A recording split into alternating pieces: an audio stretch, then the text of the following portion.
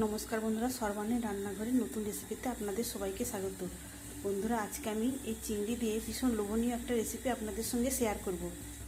বন্ধুরা, আপনারা তো এই চিংড়ির মালাইকারি তৈরি করেন, আমি কিন্তু আজকে মালাইকারি করব না, ভীষণ লোভনীয় একটা রেসিপি আপনাদের সঙ্গে শেয়ার করব, যেটা খেতে ভীষণ লোভনীয় হবে আর ছোটো বড়ো সবার মুখেই ভালো লাগবে। তাহলে চলুন বন্ধুরা, আজকের এই চিংড়ি রেসিপিটা দেখে নেওয়া যাক। রেসিপিটা বানানোর জন্য এখানে আমি 5 পিস চিংড়ি নিয়েছি আর পরিষ্কার করে ধুয়ে নিয়েছি। এবার আমি এই মাছগুলোতে লবণ আর হলুদ মাখিয়ে নেব। এখানে আমি মাছগুলোতে লবণ আর হলুদ মাখিয়ে নিলাম। এখন চিংড়িগুলো ভাজার জন্য একটা কড়াই বসিয়ে দিয়েছি আর এর মধ্যে দিয়ে দিচ্ছি 1 টেবিল চামচ সরষের তেল। তেলটাও গরম হয়ে গেছে, এবার এর মধ্যে আমি মাছগুলো দিয়ে ভেজে নেব। মাছগুলো দিয়ে দিয়েছি, এবার এক পাশটা ভালো করে ভাজা হলে অন্য পাশটা ভাজার জন্য উল্টে দেবো।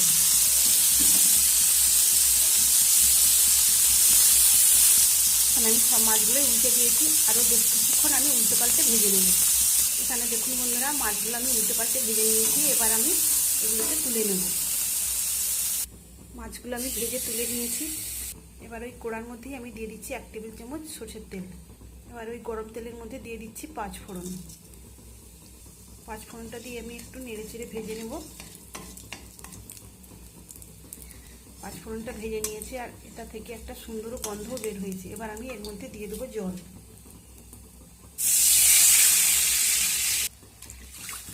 জলের মধ্যে দিয়ে দিয়েছি হলুদ।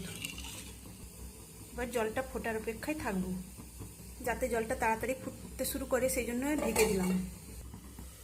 বন্ধুরা, জলটাও ফুটতে শুরু করেছে। এবার আমি এর মধ্যে দিয়ে দেবো মাছ। এখন আমি ভেজে রাখা চিংড়ি মাছগুলো এর মধ্যে দিয়ে দিলাম। এখানে সব ভেজে রাখা চিংড়ি মাছগুলো দিয়ে দিয়েছি। এবার আমি ঢেকে দিয়ে মিনিট 3 মতো ফুটিয়ে নেব। বন্ধুরা, এখানে আমি কিছুটা পাকা তেঁতুল আগে থেকে জলে ভিজিয়ে রেখেছিলাম। এবার আমি এটাকে হাত দিয়ে এভাবে ভালো করে কচলে কচলে এর কাতটা বার করে নেব।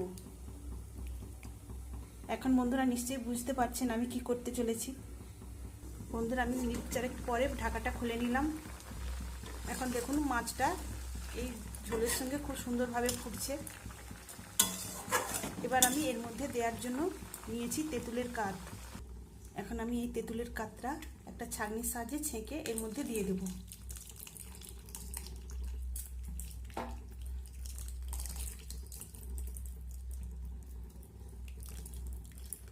এখানে আমি সব তেঁতুলের কাতটা দিয়ে দিয়েছি।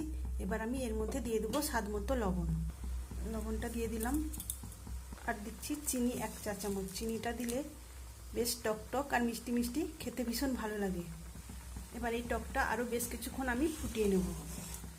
বন্ধুরা, আজকের এই চিংড়ির টকের রেসিপিটা আপনাদের ভালো লাগলে অবশ্যই একটা লাইক দেবেন, সেই সঙ্গে আমার চ্যানেলটিকে সাবস্ক্রাইব করে আমার পাশে থাকবেন। বন্ধুরা, আমি এই টকটা আবারও মিনিট 4 মতো ফুটিয়ে নিয়েছি।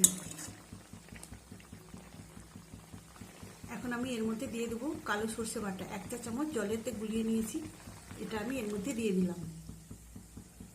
সর্ষে বাটাটা দেওয়ার পরও আমি আবারও প্রায় মিনিট 2 মতো ফুটিয়ে নেব। তাহলে বন্ধুরা, দেখতেই পেলেন কত সহজে এত সুন্দর একটা লোভনীয় রেসিপি বানানো হয়ে গেল। তো বন্ধুরা, আমি টকটা মিনিট 2 ফুটিয়ে নিয়েছি সর্ষে বাটা দেওয়ার পর। এবার আমি নামিয়ে নেব। দেখুন বন্ধুরা, আমি চিংড়ির টকটা নামিয়ে নিয়েছি আর দেখতে কতটা সুন্দর হয়েছে আর কতটা লোভনীয়। তাহলে এই গরমের সময় যদি দুপুরে ভাতের শেষ পাতে এইরকম একটা রেসিপি থাকে, কার না ভালো লাগে বলুন। তাহলে বন্ধুরা, আজকের এই চিংড়ির টকের রেসিপি আপনাদের কেমন লাগলো অবশ্যই কমেন্ট করে জানাবেন। তাহলে বন্ধুরা, আজকের মতো আসি। সবাই ভালো থাকবেন, সুস্থ থাকবেন। ধন্যবাদ।